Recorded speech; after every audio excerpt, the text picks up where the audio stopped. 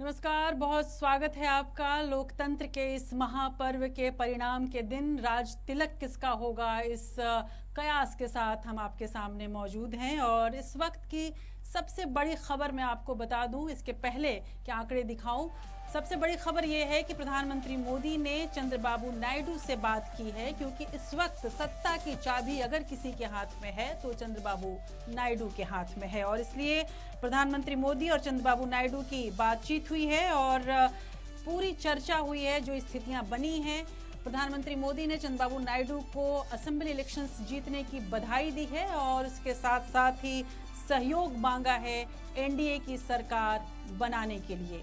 चंद्रबाबू नायडू बहुत जल्द दिल्ली आ रहे हैं और उसके बाद पूरी चर्चा होगी। इस बीच टीडीपी अपने तमाम नेताओं के साथ, अपने तमाम सदस्यों के साथ बैठक करने वाली है और उसके बाद कोई निर्णय लिया जाएगा। यानी कि यहाँ पर एक स्थिति बन रही है, वो ये है कि अभी खुलकर टीडीपी ने ये नहीं कहा है कि वो जो इलेक्शन के समय जो अलायंस हुआ है वो पोस्ट इलेक्शन अलायंस भी रहेगा।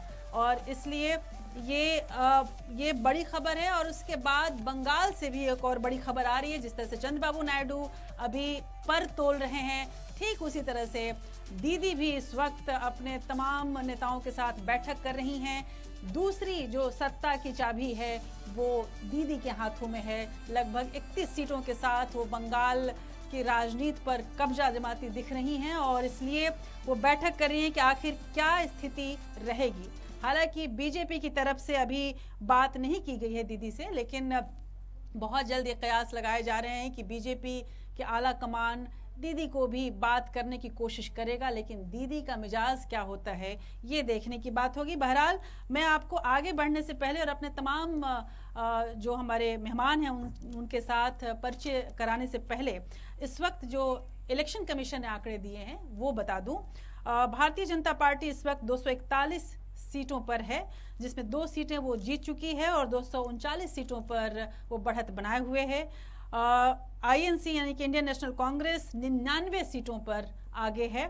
समाजवादी पार्टी जो कि एक तरह से सबसे अजूबे की तरह से उभरी है, वो 37 सीटों पर आगे है। ऑल इंडिया तृणमूल कांग्रेस 30 सीटों पर इस वक्त आगे है, पहले 31 पर आगे थी। डीएमके 21, तेलुगु देशम 16 सीटों पर आगे है और लगभग जीत के करीब है, क्योंकि जो प्रतिद्वंदी हैं उनसे अंतर बहुत ज्यादा है, कम से कम 50-60 हजार का अंतर है। उसके अलावा जेडीयू 14 सीटों पर, यानी नीतीश कुमार तमाम आलोचनाओं के बाद भी बिहार पर अपनी पकड़ बनाने में कामयाब रहे हैं। शिवसेना उद्धव ग्रुप 11 सीटों पर आगे है और एनसीपी शरद पवार की 6 सीटों पर आगे है। लोक जनशक्ति पार्टी 5, शिवसेना शिंदे की वो 5 और वाईएससीआरपी जगन मोहन रेड्डी बिल्कुल खत्म होते हुए से दिख रहे हैं। हालांकि 4 सीटों पर वो बढ़त बनाए हुए हैं। ये वही 4 सीटें हैं जो बीजेपी के खाते में तेलुगु देशम पार्टी ने दिया था, उसमें से 4 सीटें इन्हें मिल रही हैं। 2 सीटों पर बीजेपी आंध्र प्रदेश में अपना खाता खोलती दिख रही है। आम आदमी पार्टी 3 सीटों पर आगे है, जो कि एक अजूबा है। उम्मीद ये की जा रही थी कि आम आदमी पार्टी लंबी चौड़ी बढ़त लेगी और जिस तरह से एक तरह बातचीत चल रही थी अरविंद केजरीवाल की, और अरविंद केजरीवाल की गिरफ्तारी के बाद जो माहौल बदला सा दिख रहा था, उसका लाभ आम आदमी पार्टी को नहीं हो सका। हालांकि जम्मू कश्मीर में कुछ आश्चर्यजनक परिणाम आए हैं और गौरतलब है कि जो मुख्य नेता थे, चाहे वो उमर अब्दुल्ला थे, सज्जाद लोन थे, ये तमाम बड़े नेता जो महबूबा मुफ्ती, ये सभी पीछे चल रहे हैं या हार के कगार पर। उमर अब्दुल्ला ने तो अपनी हार मान भी ली है। उसके साथ साथ प्रज्वल रेवन्ना, जो कि बड़ी नज़र टिकी हुई थी हम सभी की कि इनका क्या होगा। हालांकि वहाँ पर इलेक्शन पहले हो चुका था जब उन पे आरोप लगे थे। प्रज्वल रेवन्ना जो है वो पीछे चल रहे हैं लगभग 40,000 वोटों से। और इसके साथ साथ पंजाब की मैं बात करूं तो वहाँ पे भी कुछ आश्चर्यजनक चीज़ें हैं। अमृतपाल जिसे खालिस्तान का समर्थक माना जाता है, वो आगे चल रहे हैं और इंदिरा गांधी के हत्यारे का बेटा वो भी आगे चल रहा है अपनी सीट पर। यानी कि कुल मिलाकर हम ये कह सकते हैं कि बहुत उलटफेर है। और तो और अयोध्या जहां पर राम मंदिर की स्थापना हुई, बीजेपी की जो पूरी राजनीति थी राम मंदिर के इर्द गिर्द घूम रही थी सालों से, वहां पर बीजेपी यानी कि लल्लू सिंह पीछे चल रहे हैं। ये वही लल्लू सिंह हैं जिन्होंने सबसे पहले कहा था कि बीजेपी को अगर बहुमत आता है तो संविधान बदला जाएगा। अब क्या असर रहा है, क्यों ऐसा कुछ हुआ है, ये सब कुछ हम जानेंगे। नरेंद्र पाल सिंह हमारे साथ जुड़ गए हैं बीजेपी से। उसके अलावा तमाम हमारे मेहमान, सुजीत बहार हमारे साथ जुड़े हुए हैं, राजनीतिक विश्लेषक हैं और ख़ास नज़र इनकी है पश्चिम बंगाल पर, वहाँ की पकड़ बहुत है इनकी। और सबसे पहले सुजीत जी ने मुझे बताया था कि 30 सीटें आएंगी दीदी को, तब ये मजाक लग रहा था, आज ये हकीकत है। उसके साथ साथ हमारे साथ अमरप्रीत कौर जी जुड़ी हैं जो राजनीतिक विश्लेषक हैं। आमतौर पर राजनीतिक विश्लेषक भी आजकल किसी न किसी एक राजनीति की ओर थोड़े से झुके से दिखते हैं, लेकिन ये वो राजनीतिक विश्लेषक हैं जो जिन्हें आप संतुलित राजनीतिक विश्लेषक कह सकते हैं। इसलिए अमरप्रीत जी की बात का भी हम लोग ध्यान देंगे। इसके अलावा तमाम हमारे मेहमान हमारे साथ जुड़ रहे हैं। प्रतिभा सिंह जी प्रवक्ता हैं जेडीयू से, बिहार से हमारे साथ जुड़ रही हैं। तो आप तमाम लोगों का मैं स्वागत करती हूँ। और मधु मंजरी जी आपका भी स्वागत, आरजेडी की नेता हैं। लेकिन शुरुआत मैं प्रतिभा सिंह जी आपसे करना चाहूंगी। बहुत मशहूर एक संवाद है एक फिल्म का, जेडीयू की जो स्थिति है उसको देखकर शायद ये संवाद आपके लिए बिल्कुल मुफीद है। खुश तो बहुत हो गए तुम, यानी जेडीयू जिस तरह से प्रदर्शन कर रही है, क्या वाकई ये उम्मीद थी आप लोगों को? जिस तरह की आलोचना लगातार नीतीश जी झेल रहे थे कि जेडीयू कहीं, कई बार कई नेताओं से मेरी बात हुई, उनके अंदर भी आत्मविश्वास की कमी सी दिखती थी, लेकिन जिस तरह से बाउंस बैक किया है एक तरह से जेडीयू ने, मैं कहूंगी, क्या आपको लगता है कि अब वो स्थिति आ गई है जब अब जेडीयू केंद्र सरकार में एक बेहद अहम भूमिका निभाती हुई दिखेगी हमें? प्रतिभा सिंह जी, प्रतिभा सिंह जी का अभी फोन नहीं लग पाया है, हालांकि जेडीयू के नेता भी लगातार संपर्क में है बीजेपी के। चलिए शुरुआत या तो जीत से करते हैं या फिर मायूसी से करते हैं। नरेंद्र पाल सिंह जी, जिस तरह की बातचीत चल रही थी, जिस तरह की, हालांकि आपके चेहरे पर हंसी बहुत है और अच्छी बात है, लेकिन जिस तरह से जिस तरह का एक माहौल सा बन रहा था और लगातार प्रधानमंत्री मोदी जिस तरह से कॉन्फिडेंस में दिख रहे थे, तमाम नेता कॉन्फिडेंस में दिख रहे थे, बहुत हद तक मैं कहूँ ओवर कॉन्फिडेंस में दिख रहे थे, नतीजा उस तरह का नहीं आया। इसका कारण आपकी नज़र में मैं कहूँ वो क्या है? सबसे पहला कारण क्या है? देखिए, आपने बिल्कुल ठीक कहा है। मैं यही कहना चाहूँगा कि इस समय गर्मी बहुत है, बहुत गर्मी। इलेक्शन जो लेट तक हुआ है, जो जून तक इलेक्शन हुआ है, इससे भारतीय जनता पार्टी को नुकसान हुआ है, क्योंकि हमारे जो वोटर्स हैं वो घर से बाहर नहीं निकल पाए गर्मी होने की वजह से। इतनी गर्मी में जो वोटों परसेंटेज घटी है, उससे हम लोगों को नुकसान हुआ है। अगर भारतीय जनता पार्टी जिस तरह से चुनाव लड़ रही थी, जिस तरह से भारतीय जनता पार्टी ने देश के लिए काम किया है, अगर सही से वोटिंग परसेंटेज ठीक से हो जाती तो वाकई हमारी सीटें 400 पार हो जाती, इसमें कोई दो राय नहीं थी। क्योंकि जब वोटिंग परसेंटेज 50, 52%, 55%, 60% रह गया, तो जो 40% वोट नहीं पड़े हैं वो हमारे लोगों के वोट नहीं पड़ पाए हैं। क्योंकि हमारे लोग, आप समझ सकते हैं कि वो उस तरह के गर्मी में चलने वाले कम हैं, ज्यादातर व्यापारी लोग हैं, उद्योगपति लोग हैं, इस टाइप के लोग ज्यादा हैं, जिससे कि वहां पर गर्मी में नहीं निकल पाए। और गर्मी होने की वजह से हम लोगों को ज्यादा नुकसान हुआ। जी, लेकिन प्रधानमंत्री मोदी अपने आप को केवल ऐसा नहीं कि जो वैसे लोग जो एलीट लोगों का नेता नहीं मानते हैं, वो तो अपने आप को 140 करोड़ जनता का नेता मानते हैं। बहरहाल, मैं आपने जब गर्मी की बात कही है, मैं सुजीत जी को जोड़ना चाहूंगी। सुजीत जी, वोटिंग परसेंटेज की अगर एक बात कही जाए, इसमें कोई शक नहीं कि मौसम का एक असर तो रहा है, लेकिन इतना असर नहीं रहा कि बीजेपी इस स्थिति में पहुंचती। बहरहाल, वोटिंग परसेंटेज वही, उतनी ही गर्मी, उतना ही, इनफैक्ट हरिकेन आने का भी एक वो था, मौसम इतना खराब था वहां पर, उसके बावजूद वोटिंग परसेंटेज पश्चिम बंगाल में आगे बढ़ा, तेज हुआ।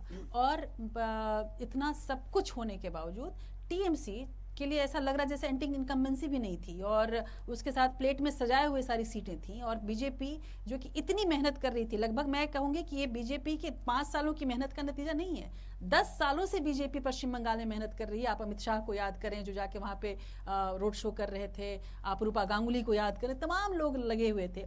उसके बावजूद इस स्थिति में ममता बनर्जी का इतनी मजबूत स्थिति में पहुंचना कौन सा फैक्टर है जो ममता के लिए काम किया बीजेपी के लिए नहीं कर पाया? चार रीजन है इसके लिए। 3 तो एम है, एक है मुस्लिम, 2 है महिला, 3 है ममता। चौथा रीजन बहुत अहम है, वो है बीजेपी, वेस्ट बंगाल बीजेपी का अंदर बहुत फैक्शनलाइजेशन है। जैसे उसका पूर्व अध्यक्ष दिलीप घोष, उसको अपने बालूरघाट से हटा के वर्धमान में दे दिया, उसका हारने के लिए दे दिया। मतलब दिलीप घोष ने जो काम किया, वो आदमी कैसे है अलग बात है, लेकिन वहाँ बीजेपी का बेस काम जो किया, ये दिलीप घोष जैसे आदमी किया। और बीजेपी वहाँ पे 10 बरस भी काम नहीं कर रहे, 20 बरस काम कर रहे। बिल्कुल, हाँ। 20 बरस से जो संगठन बनाए बीजेपी पश्चिम बंगाल में, उसका खत्म कर दिया। ये ऊपर से पैराट्रूप करके शुभेंदु अधिकारी ऐसे आदमी ने जो बाहर से आए हैं, उसको खत्म कर दिया। मतलब बीजेपी अंदर से खोखला हो गया।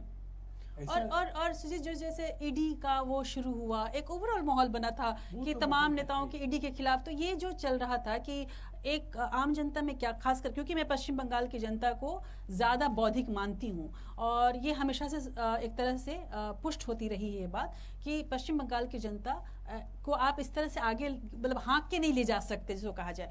लेकिन क्या आपको लगता है कि हालांकि अरविंद केजरीवाल की गिरफ्तारी हो रही है, हेमंत सोरेन की गिरफ्तारी हो रही है, तमाम नेताओं के पीछे ईडी लग रही है, चंद्रबाबू नायडू की गिरफ्तारी, लेकिन असर बंगाल में चल रहा था और मिसयूज ऑफ इंस्टीट्यूशन। वियतनाम में प्रॉब्लम हुआ, बंगाल में झमेला हुआ, तो बंगाल में सब सांस्कृतिक और पॉलिटिकल चीज में से झमेला होते हैं।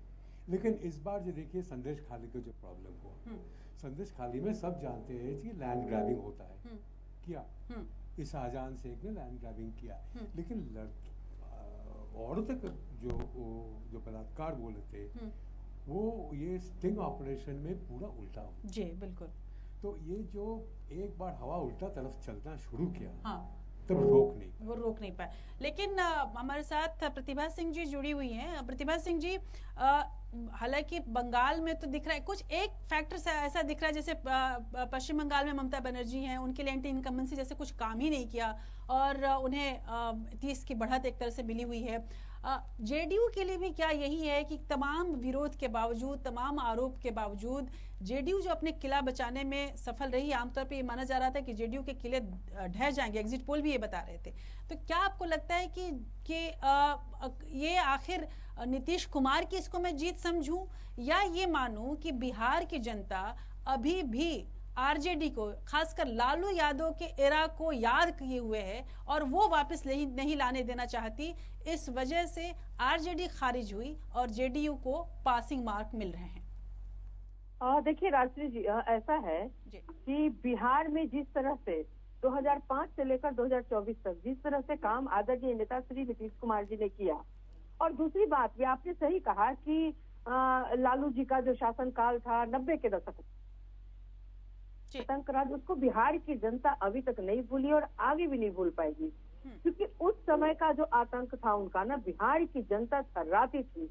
अब वो याद करके ना रोंगटे खड़े हो जाते हैं। और उसके बाद जिस तरह से आदरणीय नेता श्री नीतीश कुमार जी ने बिहार में काम किया, बिहार को बदहाल से खुशहाल लोगों का जीवन जो उनकी वजह से, तो बिहार की जनता हमेशा, जब तक आदरणीय नेता श्री नीतीश कुमार जी बिहार में राजनीति करते रहेंगे, बिहार की जनता उनको अपना समर्थन देते रहेगी, क्योंकि बिहार को पता है कि हमारा एकमात्र, हमारा एक सेकंड के लिए आपको रोकूंगी प्रतिभा सिंह जी, बड़ी खबर आ रही है, आपका भी उसमें जरूर रुचि होगी। इस वक्त शरद पवार ने चंद्रबाबू नायडू से बात की है। आप, जैसा कि मैंने शुरुआत में ही कहा कि इस वक्त सत्ता की चाबी अगर किसी के हाथ में है तो वो चंद्रबाबू नायडू और ममता के हाथ में है, और विशेषकर चंद्रबाबू नायडू के हाथ में है।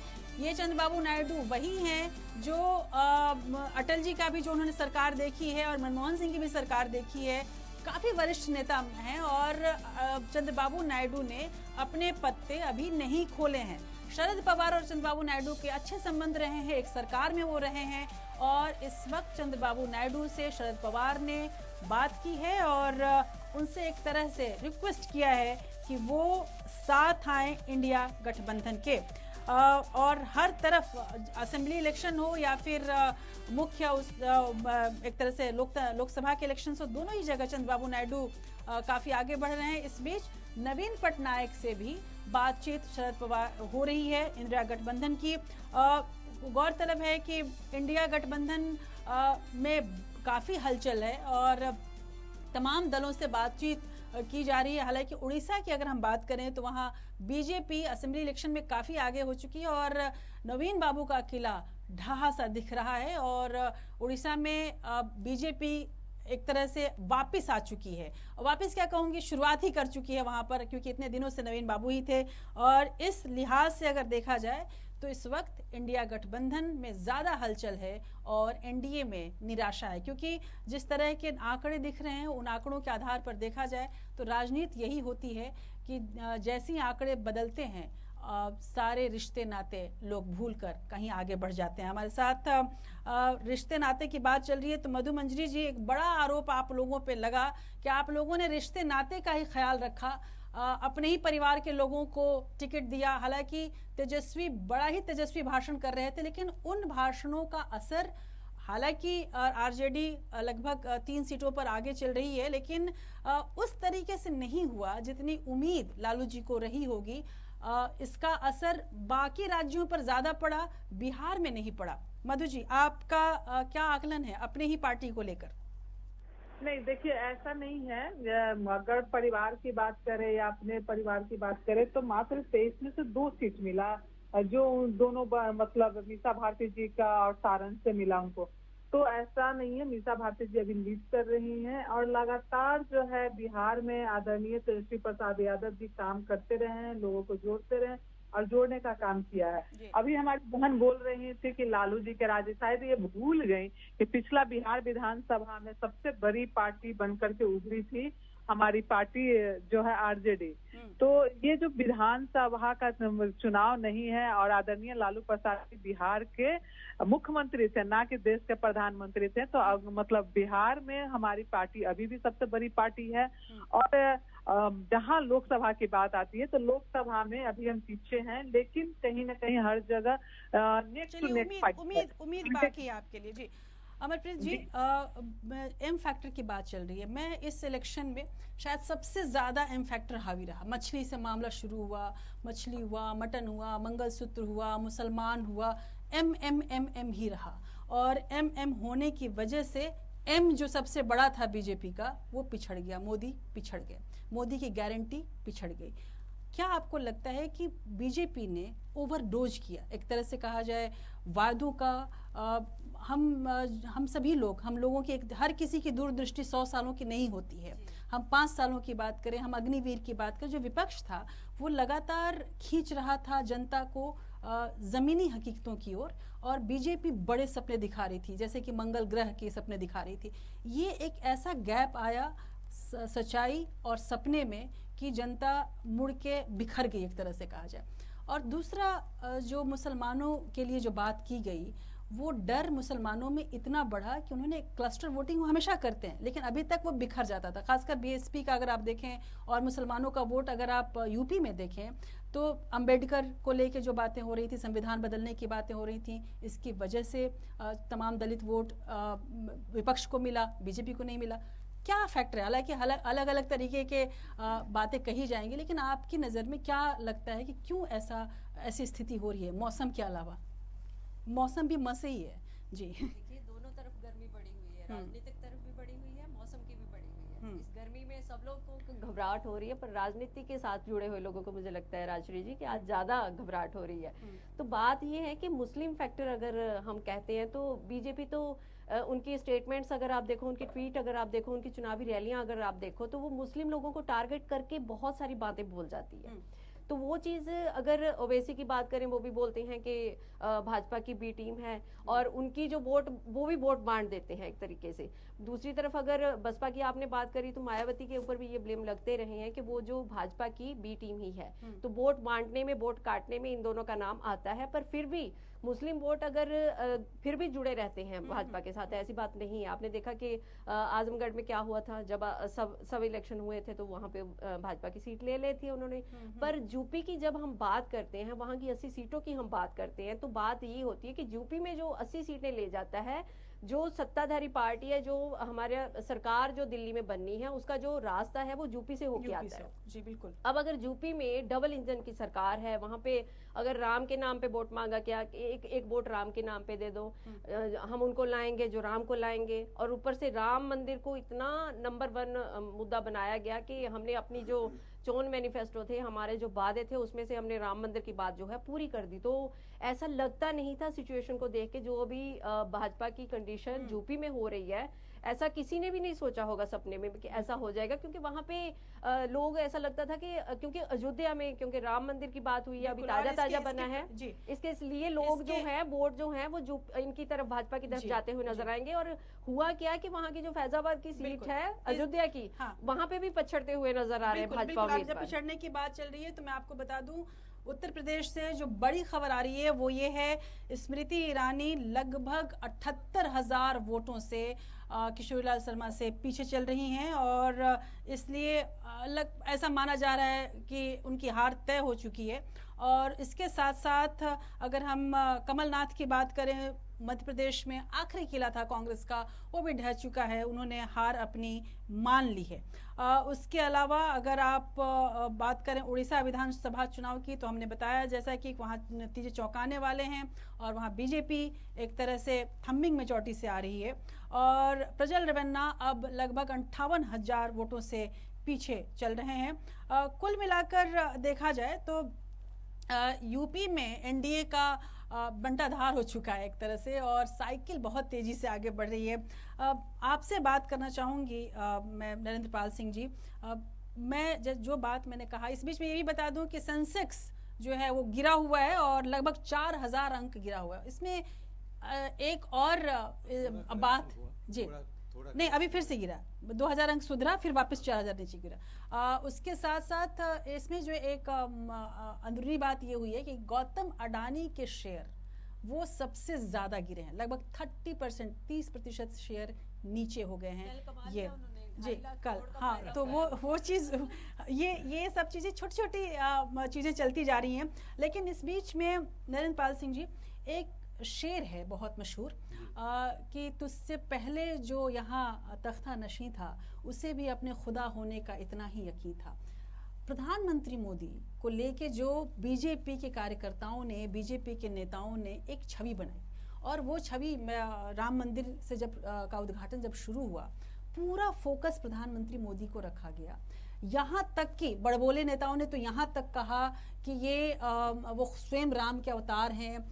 खुद प्रधानमंत्री मोदी ने जब लगातार इंटरव्यू दिया, उसमें कहा उन्होंने कि वो बायोलॉजिकल नहीं है, खुद अविनाशी हैं। ये तमाम बातें जो चल रही थी, आज के तारीख में जब हम एक तरह से सोशल मीडिया को फॉलो करते हैं और हर एक चीज़ तुरंत पहुँच जाती है हर एक के पास, क्या आपको लगता है कि मुद्दों से भटकना, केवल भावनाओं पर जाकर अटक जाना, ये सब कुछ बीजेपी के लिए नुकसानदायक है किसी भी हाल में, इसको अगर समझने की कोशिश किया जाए तो? नहीं, देखिए मैं आपको बता दूं, भारतीय जनता पार्टी ने पूरे देश में 10 साल शासन किया है। उस 10 साल में बहुत अच्छे काम हुए हैं, और कई काम कई जगह खराब भी होते हैं, कहीं ना कहीं नेग्लिजेंसी भी, कमी भी आ जाती है। अभी देश के अंदर 10 सालों में जो काम किया, वो 10 साल के कामों ने प्रधानमंत्री के चेहरे को चमकाया है। प्रधानमंत्री जी ने जो काम किए, चाहे वो धारा 370 का हो, चाहे राम मंदिर का हो, इन पर जो काम किया है वो वाकई सराहनीय काम किया है, और उनकी सराहना को हम लोगों को करना चाहिए। आज भी भारतीय जनता पार्टी पूरे देश की सबसे बड़ी पार्टी है। भले ही वो पूरे बहुमत में आज नहीं है, लेकिन पूरा गठबंधन आज भी बहुमत में है। उधर भी गठबंधन है, इधर भी गठबंधन है। आज भी हमारा गठबंधन दूसरे गठबंधन से आगे है। आज भी हम सरकार बनाने की स्थिति में हैं। जहां तक दूसरों को बात करने की है, चाहे चंद्रबाबू नायडू जी से बात करनी हो, चाहे वो ममता बनर्जी जी से बात करनी हो, चाहे नवीन पटनायक जी से बात करनी हो, ये बातों का दौर तो चलता रहेगा, कई दिन चलेगा। लेकिन भारतीय जनता पार्टी आज भी अपने गठबंधन के साथ में सरकार बना रही है, सरकार बनाने की स्थिति में है। आप देख सकते हैं जिस तरह से उत्तर प्रदेश में। नरेंद्र जी, मैं सरकार पे भी आ ही नहीं रही हूँ, मैं तो ये कह रही हूँ कि एक आंकड़ा था 400 पार का, उम्मीद थी 400 पार की, सपना था 400 पार का। और सपना क्या कहा जाए, नेता तो इतने यकीन के साथ कर रहे थे कि 400 पार आ रहा है, साउथ का, दक्षिण का पूरा दरवाजा हमारे लिए, दुर्ग हमारे लिए खुल रहा है। ये सब कुछ नहीं हुआ। मैंने आपसे पहले यही कहा है कि 40% वोटिंग कम हुई है पूरे देश के अंदर। उस वोटिंग से भारतीय जनता पार्टी को नुकसान हुआ है। लेकिन आपको मैं बताऊं, जितना परसेंटेज वोट पहले बीजेपी को मिली थी लास्ट इलेक्शन में, उससे कहीं ज्यादा, अभी तक जितना काउंटिंग हुआ है इस राउंड तक, उससे कहीं ज्यादा परसेंटेज वोट इस वक्त बीजेपी पा रही है। लेकिन उसके बावजूद वो जो परसेंटेज है वो नंबर, सीटों के संख्या में कन्वर्ट नहीं हो रहे। आप क्या ऐसा नहीं लगता कि एक आत्ममंथन की जरूरत है, जहां पे जैसे अग्निवीर जैसी योजना, तमाम आपने बहुत कुछ अच्छा किया होगा, लेकिन जो अच्छा किया उसका श्रेय तो नितिन जी ले गए, जो बुरा किया उसका श्रेय मोदी जी पे आ गया। दूसरा, मोदी की गारंटी जो कही गई और उसके लिए कुछ खास दिया नहीं गया। 2047 की बात होती रही, 100 साल में भारत कैसा रहेगा वो होता रहा, हम रहे न रहे देश रहे, संवेदनाओं से, भावनाओं से खेलने की कोशिश की गई या उसे भुनाने की कोशिश की गई। ये, और एक प्रधानमंत्री होने के नाते जो डिस्कोर्स, जिस तरह की बातचीत हम एक प्रधानमंत्री मोदी के मुंह से सुनना चाह रहे थे, प्रधानमंत्री मोदी दबाव के कारण ही शायद वो नीचे उतरना पड़ा उनको। ऐसा लग रहा है कि इस वजह से ये सब। नहीं, मैं इसको भावनाओं से नहीं कहूंगा कि भावनाओं का था। इसमें प्रधानमंत्री मोदी जी का मिशन था, उनकी एक सोच थी, उन्होंने एक प्लान किया था कि हम इस देश को किस तरह से आगे बढ़ाएंगे। जब से वो आए हैं उन्होंने इस देश की ख्याति को बढ़ाया है, देश का सम्मान बढ़ाया है। और जैसे जैसे देश का सम्मान बढ़ाया तो उनकी सोच थी कि हम इस हिंदुस्तान को कैसा बनाएंगे और किस तरह से इसको आगे ले जाएंगे। अभी भी हो सकता है कुछ लोगों को। प्रतिभा सिंह जी, एक तरफ प्रधानमंत्री मोदी का मसला है, और लेकिन जेडीयू में नीतीश कुमार को अगर मैं देखूं और जिस तरह से आंकड़े आपके आ रहे हैं साथ में, इसमें कोई शक नहीं कि अगर हाल फिलहाल की राजनीति को देखा जाए तो शायद नीतीश कुमार ही अकेले ऐसे नेता हैं जिन्होंने पता नहीं कितने सारे मौकों का लाभ उठाया है।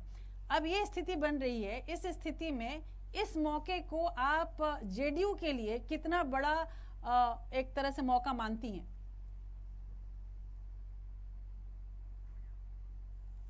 चलिए प्रतिभा सिंह जी से फिर से हम लोग बात करेंगे। मधु मंजरी जी हमारे साथ जुड़ी हुई हैं।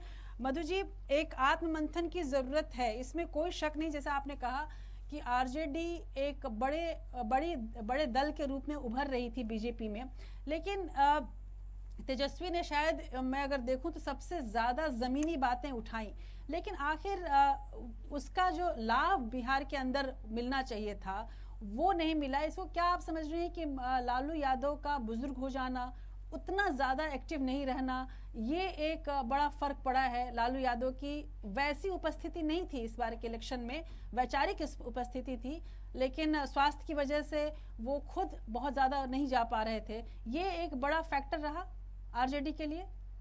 नहीं, देखिए ये तो सही बात है कि आदरणीय लालू प्रसाद यादव जी स्वास्थ्य की वजह से या उम्र के फैक्टर से ज्यादा नहीं घूम पाए। लेकिन अब देखेंगे कि बिहार की जनता जो है आदरणीय तेजस्वी प्रसाद यादव जी को मानने लगी है। आदरणीय तेजस्वी प्रसाद यादव जी ने बिहार में लगातार 251 जो रैली जो है किया बिहार झारखंड लेकर के, और जो पिछला जो बिहार विधानसभा का चुनाव था उसमें आदरणीय तेजस्वी प्रसाद यादव जी के चेहरे पे ही लड़ा गया और बड़ी पार्टी बन करके हम उभर करके आए।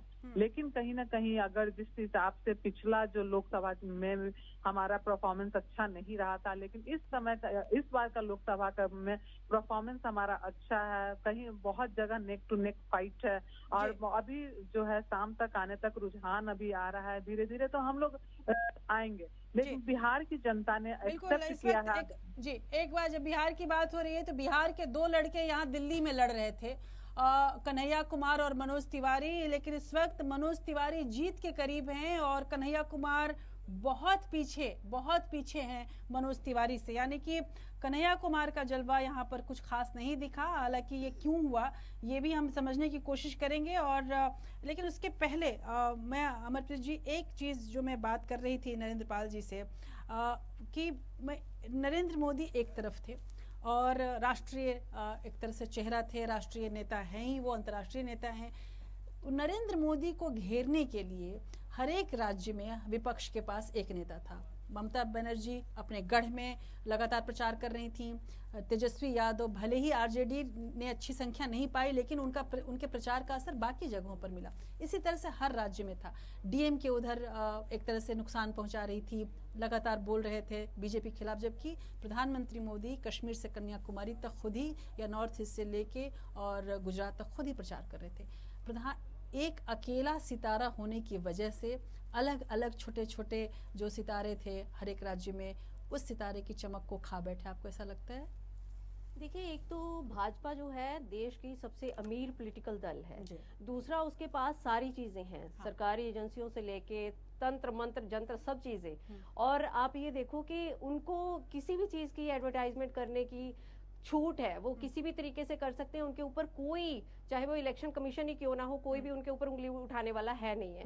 जबकि बाकी जो राजनीतिक दल थे, जैसे आपने बाकी स्टेट बाय स्टेट नेताओं की बात करी, उनकी छवि अपने स्टेट में या फिर देश में कम नहीं है, पर बात ये है कि उनके ऊपर ईडी का डर था, उनके ऊपर ये डर था कि सेंट्रल गवर्नमेंट हमारे ऊपर कोई भी एक्शन ले सकती है, कभी भी ले सकती है। देश के 2 मुख्यमंत्री जेल के अंदर कर दिए गए। जो भी उनकी जो बातें हैं, उनका विरोध करने की बात करता था उसी को धमकाया जाता था, उसी के ऊपर ईडी के छापे की बात करी जाती थी।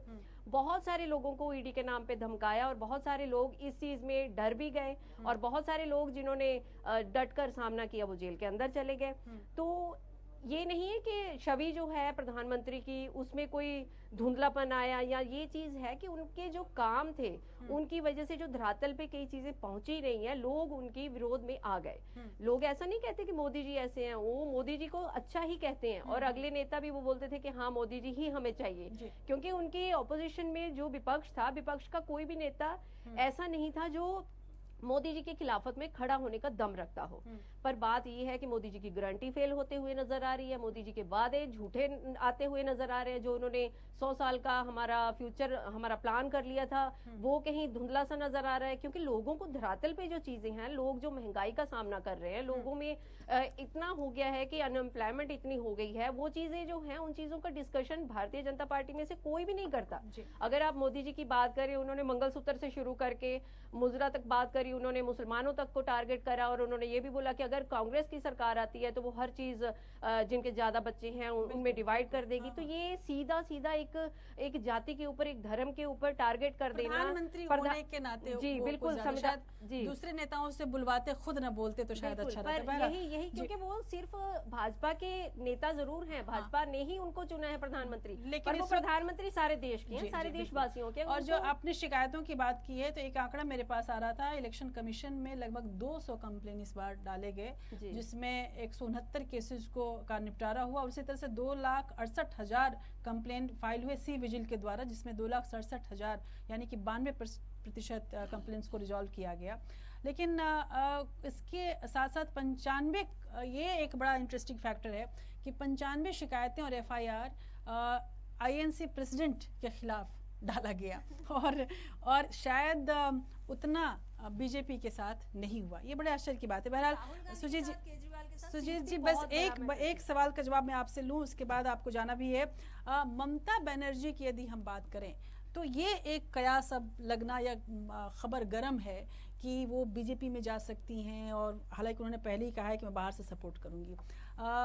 पुराने रिश्ते रहे हैं बीजेपी के उनके साथ, लेकिन अभी जो स्थिति है ममता की, आने वाले समय में विधानसभा इलेक्शंस भी हैं, क्या आपको लगता है कि ये एक संभावना बन सकती है कि वो बीजेपी सरकार को यानी एनडीए सरकार को बाहर से सपोर्ट करें? हालांकि एनडीए इस वक्त रुझानों के हिसाब से बहुमत में है, कंफर्टेबली सरकार बना रही है, लेकिन फिर भी सेफर साइड क्या ममता भी उधर जा सकती हैं, या वो बहुत खुशी खुशी यहाँ पे रहेंगी? ममता की एक डर वो था ED, CBI, income tax. BJP इतना वीक होने के बावजूद ये तीनों डर चलेगी। अब डर जब चले गए तो ममता का कोई वजाहत नहीं है कि बीजेपी के साथ जाने का, एकदम ही नहीं। ममता अब नेशनल पॉलिटिक्स में पोजीशन बनाना चाहते हैं। बीजेपी का साथ देने में वो नेशनल पॉलिटिक्स में उसका कोई पोजीशन नहीं होगा, कभी नहीं होगा। लेकिन अगर इंडी गठबंधन बना सकते हैं, इंडी गठबंधन अगर थोड़ा जुल मिलके अगर बना सकते हैं, उसमें बहुत ही फायदा होगा ममता बनर्जी को। जी।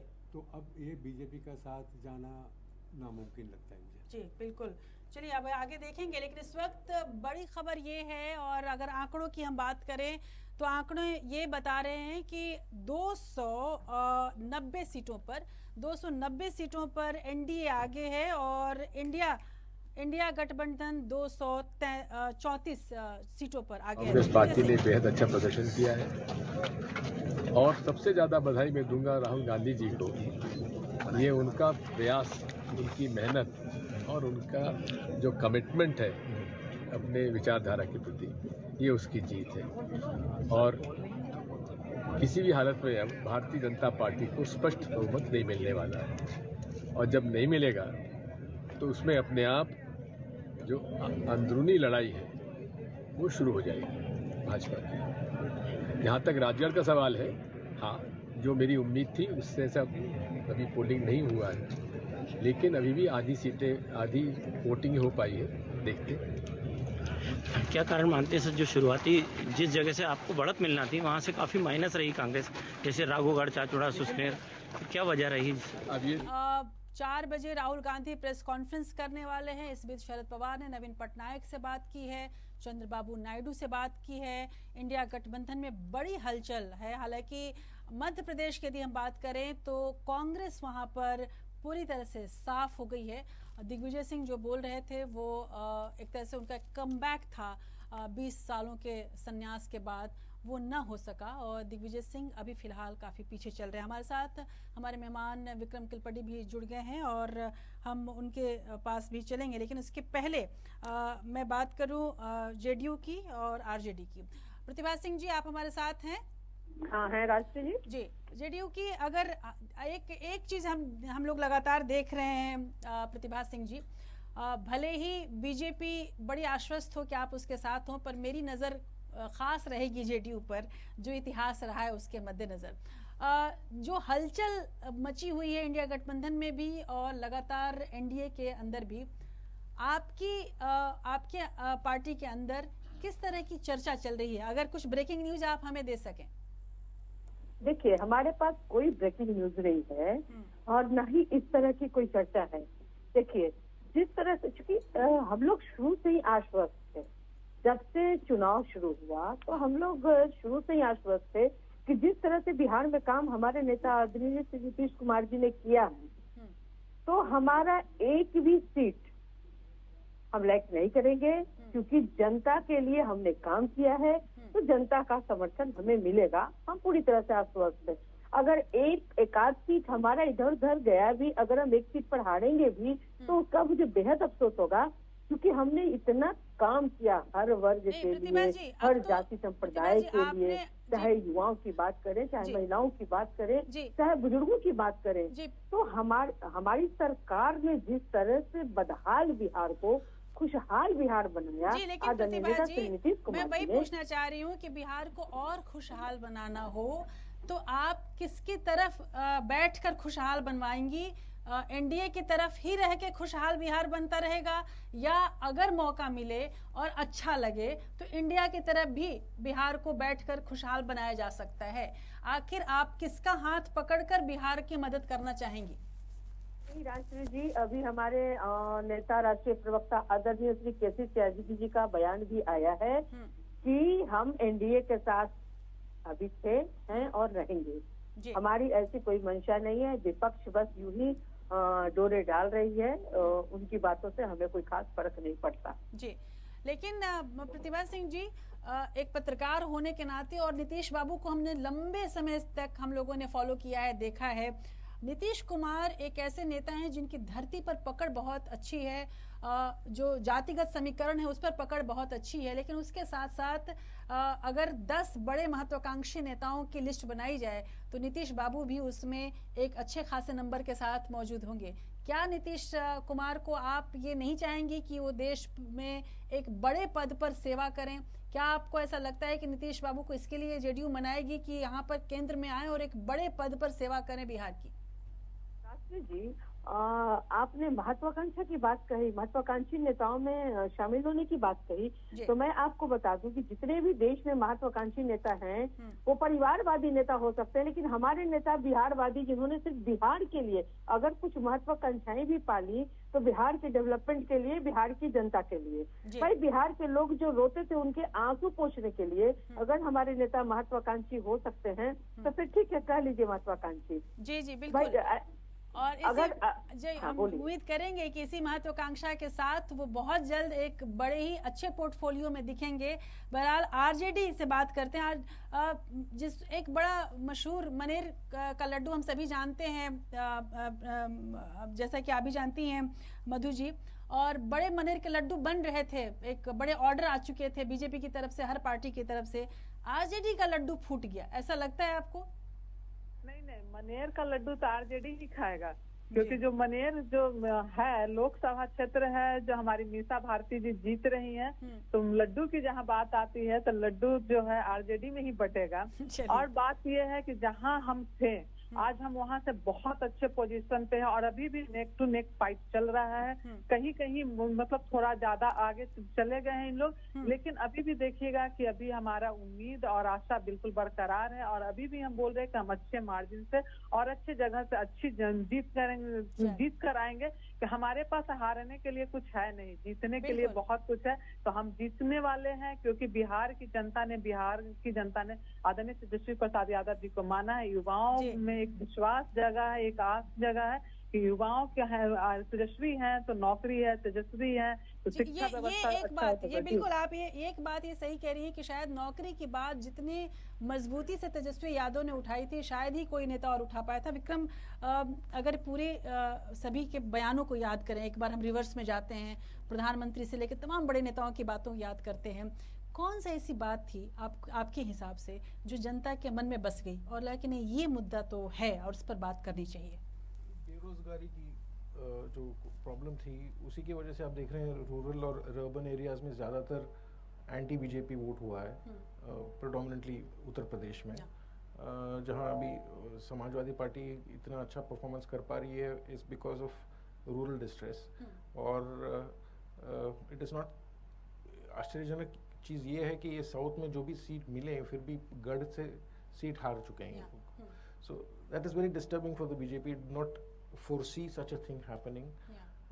So ground level disconnect है, it shows this time. और ये साउथ पे बहुत बात चल रही थी और ये लगातार बीजेपी की तरफ से कहा जा रहा था कि जो 400 का नारा सबसे पहले दिया गया तो उसमें यही कहा गया कि हमने तो साउथ को काउंट ही नहीं किया और साउथ का गढ़ हमारे लिए खुलने वाला है। और आप अगर देखें तो साउथ में वाकई वोटिंग परसेंटेज बढ़ा भी है, लगभग 10% वोट तमिलनाडु में इनको मिल रहा है, आंध्रा में कुछ इनके सीट्स मिले हैं, तेलंगाना में भी कुछ मिले हैं, कर्नाटक में भी ये माना जा रहा था कि 10 के अंदर अंदर आ जाएंगे, लेकिन वहाँ पे भी उन्होंने अपना बहुत हद तक बचाने की कोशिश की। उसके बावजूद केरला में तो इन्होंने अकाउंट खोला लेकिन दो आ गए, और लेकिन उसके बावजूद जो मुख्य जगह थी वहाँ पर ये कम हो गए। तो ये वोटिंग परसेंटेज जो बढ़ा उसका लाभ ये नहीं ले पाए बीजेपी, आपके कहने का मतलब है। और अगर साउथ में नहीं जा पाए तो उसके पीछे क्या कारण है? क्योंकि अभी तो केदारनाथ नहीं बल्कि कन्याकुमारी में ध्यान लगाया था मोदी ने। That was a sweet gesture. But Tamil Nadu में देखेंगे तो फिर चांस नहीं है। बहुत होप था कि वो कोयम्बतूर से वो अनामले जीतेंगे जो तमिलनाडु बीजेपी चीफ हैं, पर अभी वो पीछे चल रहे हैं। बट केरला में आई एम सरप्राइज्ड केरला में कि 2 सीट मिल पा रही हैं, and it is to prime minister's credit that he could win 2 seats in Kerala, and that these are big metropolitan cities, Thrissur and Thiruvananthapuram.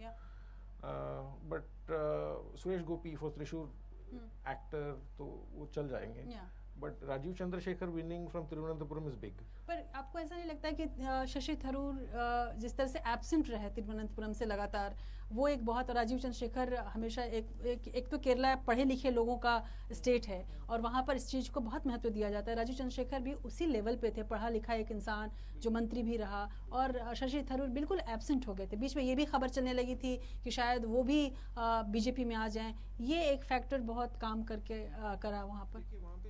Third candidate जो CPI के हैं वो बहुत स्ट्रांग है, लगभग 1 लाख वोट मिला है उनको। अगर वो स्ट्रांग कैंडिडेट नहीं होता तो शशि थरूर जरूर जीतते। पर शशि थरूर अपने आप को कांग्रेस प्रेसिडेंट मानने लगे। बहुत सारे he got involved in too much politics there. Shashi Tharoor से बात चल रही है, कंगना रनौत बोलने वाली है। कंगना रनौत आई और छा गई जिसको कहा जाए।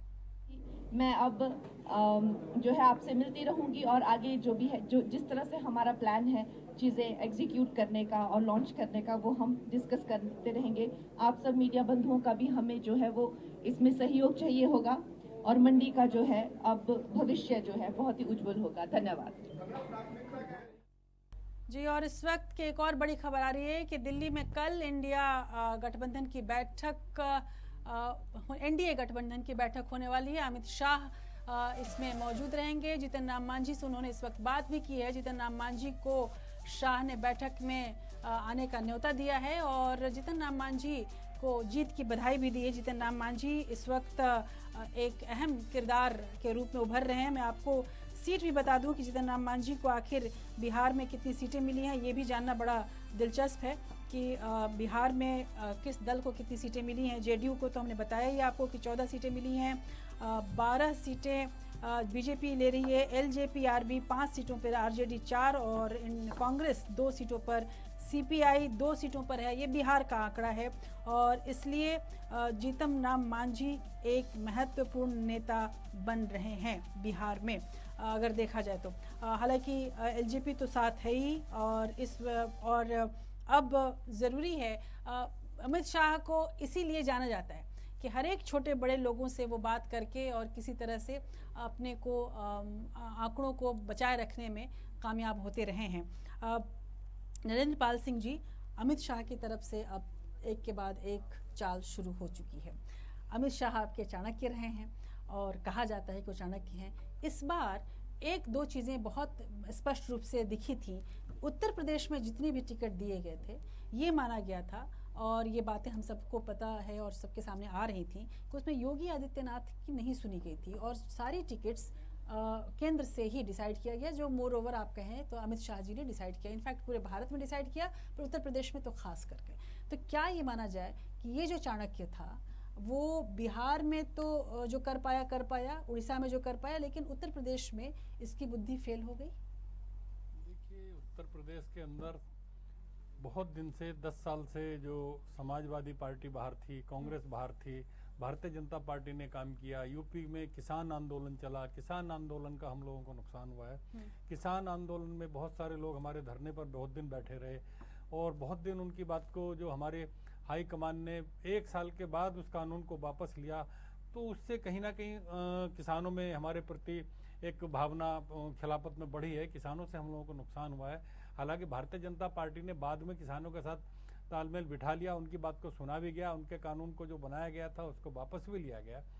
तो लेकिन किसान पूरी तरह से हम लोगों के साथ अभी संतुष्ट नहीं हो पाए और जो सपा और कांग्रेस ने मिलकर जो काम किया है उसमें उन्होंने कहीं ना कहीं उन किसानों के ऊपर डोरे डालने का काम किया। उन लोगों ने उनको अपनी बातों में लेने का काम लिया, जिससे कि भारतीय जनता पार्टी को आज अगर यहाँ पर नुकसान हुआ है तो वो किसान आंदोलन की वजह से नुकसान हुआ है, वोट परसेंटेज जो कम होने की वजह से नुकसान हुआ है, कुछ हमारे जो पेपर लीक हुए, कुछ बच्चों को उससे नुकसान हुआ, वो भी एक नुकसान हुआ है। नरेंद्र सिंह जी, इस नुकसान की जिम्मेदारी आप किस पर डालेंगे? आप केंद्र सरकार की नीतियों पर डालेंगे या राज्य सरकार की उपस्थिति पर डालेंगे? देखिए, कहीं ना कहीं हमारी ब्यूरोक्रेसी में कोई ना कोई कमी रही है। वहाँ पर सरकार तो अपना काम कर रही है। जिस तरह से योगी आदित्यनाथ जी ने उत्तर प्रदेश में आकर कानून व्यवस्था पर काम किया, वाकई बहुत ही सराहनीय काम किया है। जिस तरह से यहाँ के गुंडों को, माफियाओं को, राक्षसों को जिस तरह से उन्होंने सफाया किया है उत्तर प्रदेश की जनता में, उसका एक बहुत अच्छा संदेश गया है। और आज भी उत्तर प्रदेश सरकार से हमारे बहुत सारे लोग आज भी उनके प्रशंसक हैं, लेकिन किसान आंदोलन केंद्रीय आंदोलन था, उसमें पंजाब के किसान, दिल्ली के किसान, हरियाणा के किसान, उत्तर प्रदेश के किसान, सभी जगह के किसान आए थे। तो उससे किसान आंदोलन से भी कहीं ना कहीं हम लोगों को नुकसान हुआ।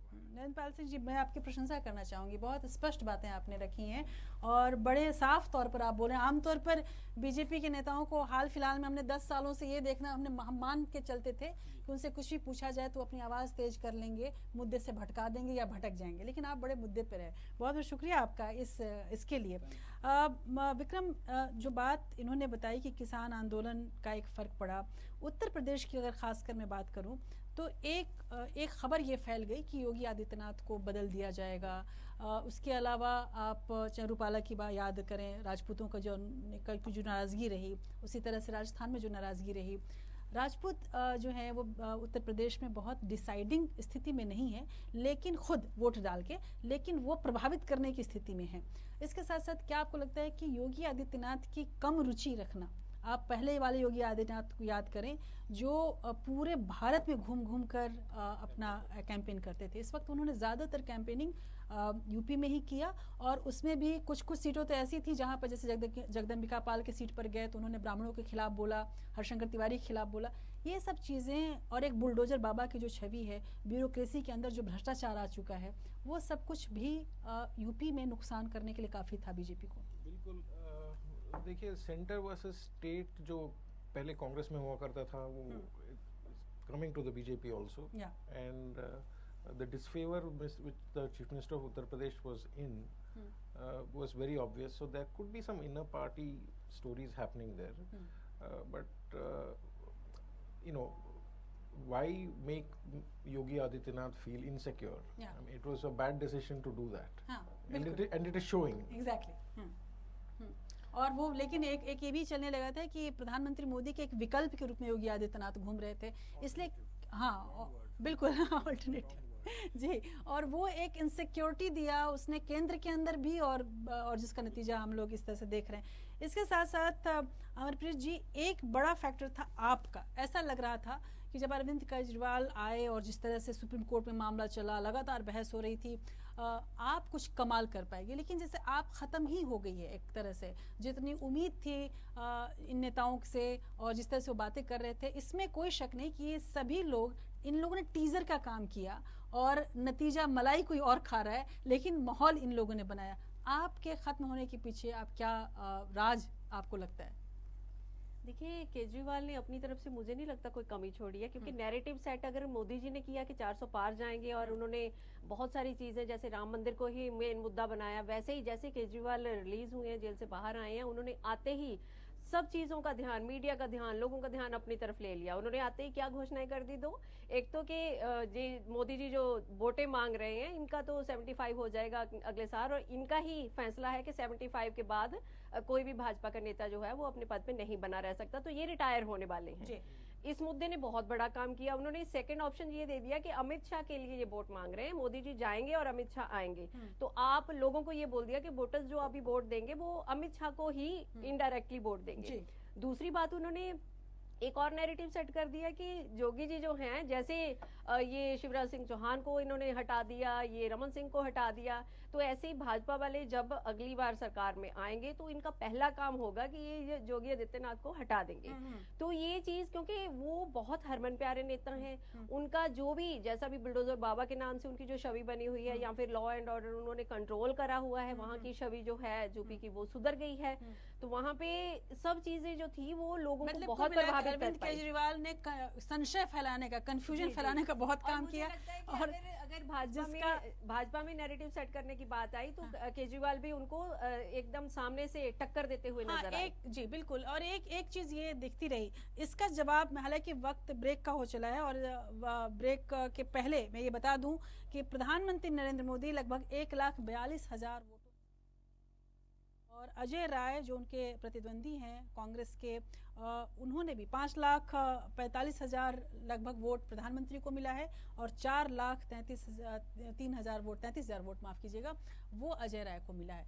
बहुत अंतर नहीं है प्रधानमंत्री मोदी का, क्योंकि इसलिए मैं कहूँ कि पिछली बार प्रधानमंत्री लगभग 5 लाख वोटों से जीते थे, तो और फिर शुरुआत तो बड़ी अजीब हो गई कि जिसमें पीछे चल रहे थे। बहरहाल एक और बात हमारी थी नरेंद्र पाल जी, ब्रेक में जाने से पहले छोटी सी बात आपसे पूछूंगी कि आमतौर पर बीजेपी ने अपने आप को बड़े ही धार्मिक पार्टी के रूप में उभारा है, सनातन धर्म कहती है, हालांकि सनातन वैसे कोई शब्द वैसा धर्म के लिए नहीं होता है, पर बहरहाल और बड़े प्रधानमंत्री ने भी पूजा पाठ हर जगह उन्होंने किया और भगवान शंकर की पूजा करके उन्होंने नॉमिनेशन भरे, तमाम चीज़ें की। लेकिन बस ये मैं मजाकिया तौर पे ही पूछ रही हूँ, शंकराचार्य ने कहा कि ये गलत टाइम पर एक तरह से प्रभु राम श्री राम का मंदिर की उद्घाटन हो रहा है और इसका खामियाजा भुगतेगा। क्या आपको लगता है कि बड़ों की बात नहीं मानना कुछ ऐसे नतीजे दे देता है? देखिए, वो बड़े लोग हैं, वो कुछ भी कह सकते हैं, लेकिन मैं इस बात से ताल्लुक नहीं रखता, सहमत नहीं हूँ कि अच्छे वक्त पर मैं कहता हूँ अच्छा कोई भी काम कभी भी कर लीजिए, भगवान नाम का कभी भी कर लीजिए, वो अच्छा ही वक्त हो जाता है अपने आप में। जब भी आप भगवान का नाम ले लें, भगवान की पूजा कर लें, कोई भी मंदिर बना लें, कोई अच्छा काम कर लें, तो वो शुभ घड़ी अपने आप ही हो जाती है, उसको गलत वक्त नहीं कहा। लेकिन प्रभु श्री राम बहुत प्रसन्न नहीं दिख रहे हैं, कम से कम लल्लू सिंह पर, और वो काफी पीछे चल रहे हैं, अयोध्या से ही वो काफी पीछे चल रहे हैं। बहुत बहुत शुक्रिया जी आपका मेरे साथ जुड़ने के लिए। और आपने जाते जाते हालांकि बहुत कोशिश की कि ब्रेकिंग न्यूज न दें, लेकिन अभी जो हमें हमारे सूत्र बता रहे हैं वो ये बता रहे हैं कि नीतीश कुमार नए विकल्पों की संभावनाओं पर विचार कर रहे हैं। बहुत जल्द हम नीतीश कुमार को एक बड़ी भूमिका में देखने वाले हैं।